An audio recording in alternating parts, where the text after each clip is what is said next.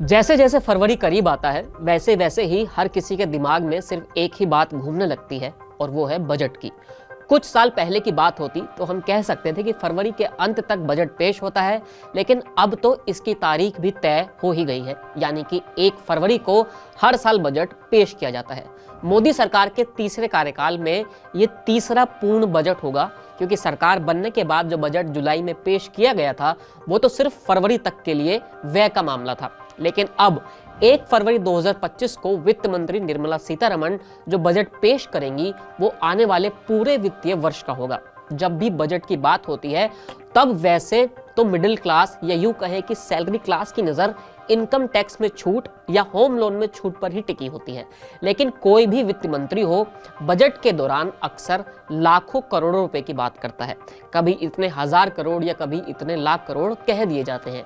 क्योंकि ये बहुत ज्यादा सरकारी मामला हो जाता है तो बजट भाषण को थोड़ा इंटरेस्टिंग बनाने के लिए बीच बीच में शेरो शायरी भी पढ़ दी जाती है। लेकिन क्या आपने कभी ये सोचने की कोशिश की है कि जिन हजारों लाखों करोड़ रुपए की बात सरकार करती है वो पैसा लाती कहां से है? क्या सरकार के पास हमेशा इतना पैसा होता है? क्या सरकार को भी हमारी तरह कर्ज लेना पड़ता है? और क्या सरकार भी हमारी ही तरह पूरे साल ब्याज भरती रहती है? एक एक करके हम इस मसले को समझने की कोशिश करेंगे और फिर विस्तार से बात करेंगे। आजादी के बाद यानी 1947 से अब तक कुल 73 केंद्रीय बजट पेश किए जा चुके हैं। इनके अलावा 14 अंतरिम बजट जो कि चुनावी साल में पेश होते हैं और फिर 4 स्पेशल या यूं कहें कि मिनी बजट आ चुके हैं। 1947 का जो बजट पेश किया गया था वो करीब 200 करोड़ रुपए का बताया जाता है, जबकि अब भारत का सालाना बजट करीब 48 लाख करोड़ रुपए का बताया जाता है। यानी अब तो ये अनुमान लगाना भी मुश्किल हो जाता है कि आखिर भारत का बजट इतने साल में आखिर कितना गुना बढ़ गया है। अब आते हैं अपने मुख्य सवाल पर जिससे हमने इस कहानी की शुरुआत की है। मसला यह है कि भारत सरकार बजट के लिए पैसा कहां से लाती है, कितना खर्च होता है और वगैरह वगैरह। अब पहला सवाल यह है कि सरकार के पास पैसा आता कहां से है। यहां यह समझने की बात है कि सरकार पैसा कमाती नहीं, सिर्फ जुटाती है। यानी सरकार किसी कंपनी की तरह मुनाफा नहीं कमाती है, उसका काम योजनाओं और प्रोजेक्ट्स के जरिए लोगों का भला करना होता है। इसके लिए सरकार पहले अपने खर्च का अनुमान लगाती है, इसके बाद खर्च के हिसाब से पैसा जुटाने की कोशिश करती है। इसलिए सरकार के जुटाए हुए पैसे को कमाई नहीं बल्कि जमा कह सकते हैं। इस पैसे के जुटान का मुख्य जो स्रोत है वो होता है टैक्स। जैसे 2024-25 के बजट का हिसाब लगाएं तो सरकार ने करीब 12 लाख करोड़ रुपए सिर्फ इनकम टैक्स से कमाए थे। उसके बाद करीब 11 लाख करोड़ रुपया जीएसटी से आया था। उसके अलावा सरकार कॉरपोरेशन टैक्स, हर सामान पर लगने वाले एक्साइज ड्यूटी, कस्टम ड्यूटी, इसके अलावा बाकी तमाम टैक्स जैसे कि सर्विस टैक्स, अन्य दूसरे टैक्स से पैसा इकट्ठा करती है। इसमें ही सरकार जो कर्ज देती है उससे ब्याज वगैरह भी उससे मिल जाता है और पैसा इकट्ठा हो जाता है। और ये कमाई इस वित्तीय वर्ष में यानी जिसकी हम बात कर रहे हैं उसमें करीब 43 लाख करोड़ रुपए हुई थी।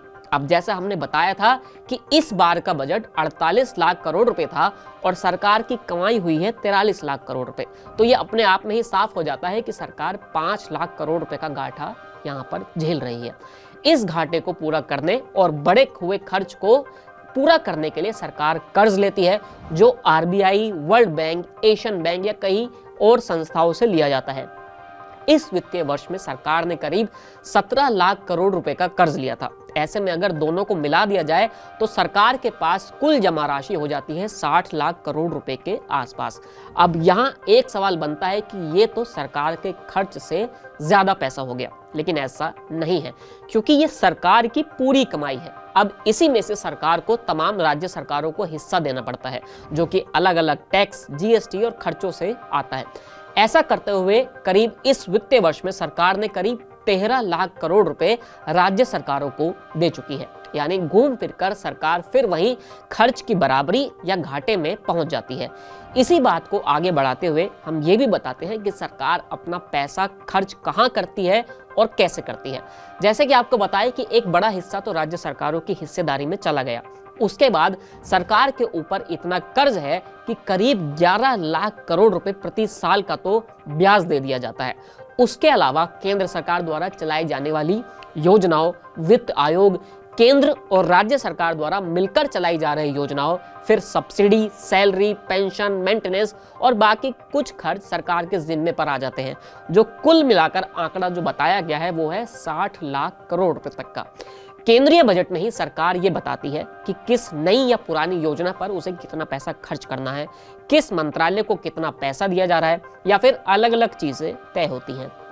बजट को लेकर सरकार का एक लक्ष्य यह भी होता है कि राजस्व के घाटे को कम किया जाए, यानी सरकार की कमाई और सरकार के खर्च का जो अंतर है उसको किसी तरह कम किया जाए, क्योंकि जब तक ये घाटा कम नहीं होगा तब तक सरकार का कर्ज कम नहीं होगा, और सरकार का कर्ज कम नहीं होगा तो फिर बहुत ज्यादा पैसा सिर्फ और सिर्फ ब्याज में ही जाता रहेगा।